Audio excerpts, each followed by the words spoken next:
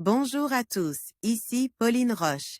Bienvenue sur ma chaîne dédiée à la santé et aux avancées fascinantes en biotechnologie. Si vous êtes curieux de découvrir comment ces innovations transforment notre bien-être et notre avenir, n'hésitez pas à vous abonner pour ne rien manquer. Prêt à en savoir plus? Bonjour Allons-y! à tous. Dans cette vidéo, je vais vous plonger dans le monde fascinant de la fécondation in vitro.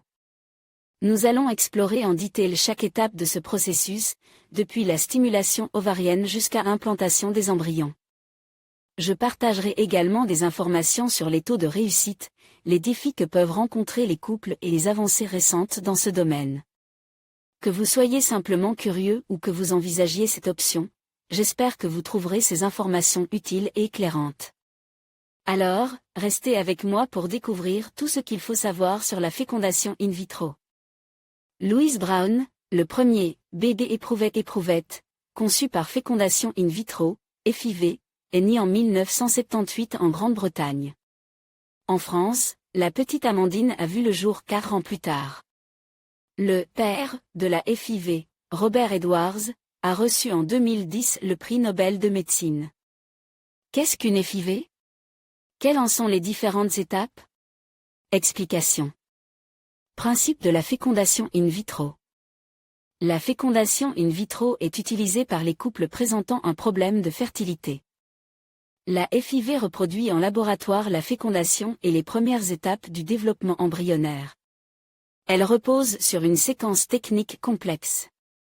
Il s'agit en effet d'assurer la croissance et la maturation de plusieurs follicules ovariens, grâce à des contrôles par dosages hormonaux et des examens échographiques, taille, nombre, aspect des follicules, de déclencher la maturation finale. Des ovocytes par injection de gonadotrophine chorionique, HCG, une hormone présente chez les femmes enceintes, de prélever les ovocytes avant leur expulsion naturelle, en procédant sous échographie à une ponction des follicules, puis de rechercher les ovocytes dans les liquides folliculaires. Des ovocytes au bébé. Des spermatozoïdes sont ensuite incubés avec les ovocytes, puis mis en culture durant 2 à 5 jours. Plusieurs embryons peuvent être ainsi obtenus. Un seul, ou un nombre restreint, sera transféré dans la cavité utérine. D'autres pourront être congelés dans de L et azote liquide pour un transfert ultérieur, en cas d'échec.